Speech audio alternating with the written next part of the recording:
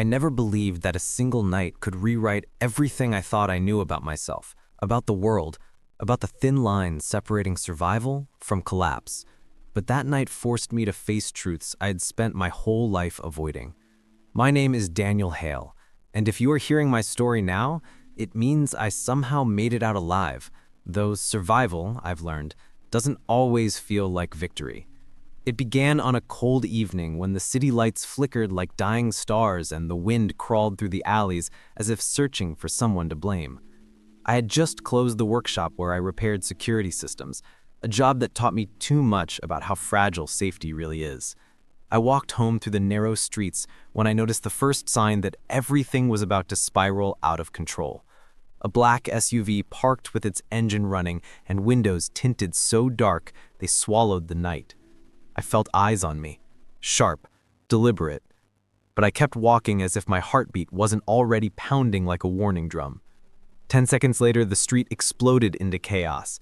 The SUV doors burst open, 3 masked men rushed out, and a woman ran toward me from the corner, screaming for help.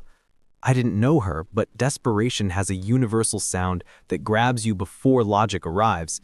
She stumbled, and the men chased her with weapons that weren't meant to intimidate, but to silence.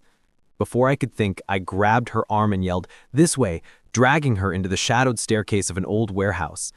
I didn't know then that this single decision would throw me into a war I was never meant to see. She introduced herself between gasps.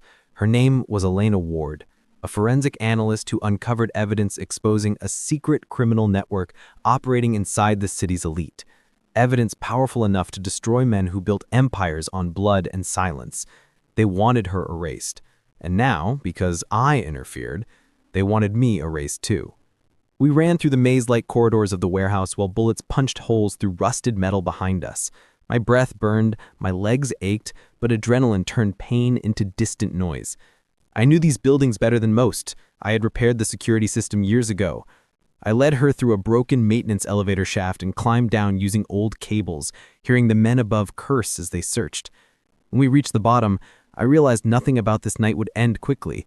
The gang was powerful, organized, and connected to figures who lived above the law. We stepped into the street again, disguising our panic, blending into the city like shadows pretending to be human.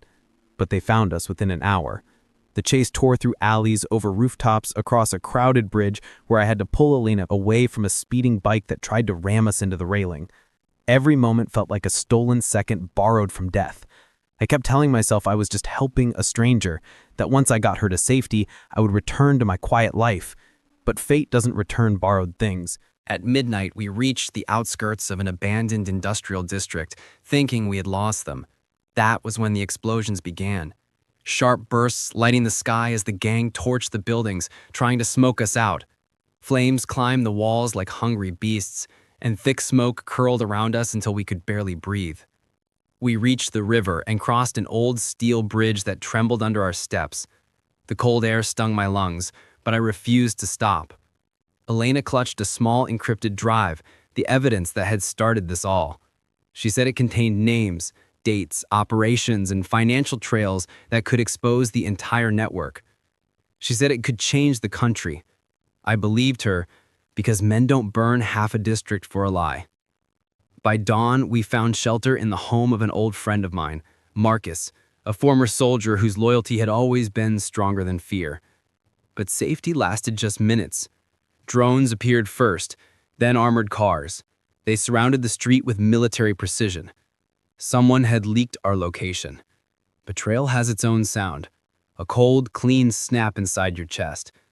Marcus shoved weapons into our hands and said he would hold them off. I didn't want to leave him, but he pushed me toward the back, yelling that this was bigger than any of us. We escaped through a drainage tunnel while the world above shook with gunfire. I don't know if Marcus survived. I still carry that uncertainty like a bruise that never heals.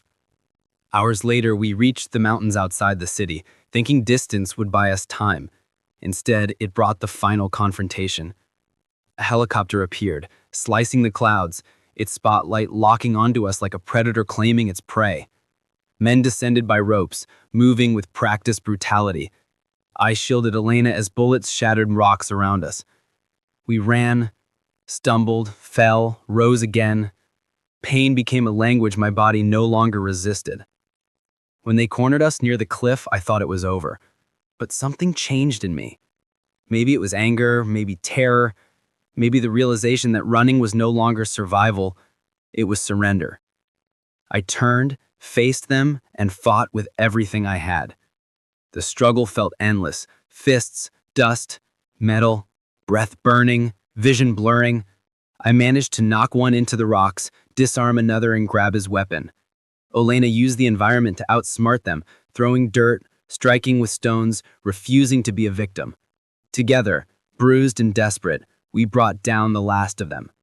The helicopter hovered, preparing to strike, but I fired into its fuel line, and the explosion lit the sky like the sunrise of a new world. The evidence was delivered that afternoon to a federal task force that had been trying to crack the case for years. The network fell, piece by piece, its leaders dragged from their palaces of power. Elena was placed under protection. I refused protection. I had spent enough nights being hunted. I needed quiet. I needed to breathe again. Yet, sometimes, when the city sleeps, I still feel the weight of that night pressing against my chest. I still hear the echoes of gunfire mixed with my heartbeat. I still wonder if fate picked me or if I picked fate. And though life has returned to its calm rhythm, I know one truth will follow me forever. A single night can change everything. A single decision can rewrite the entire map of your destiny. And survival, I have learned, is not the end of the story. It is only the beginning.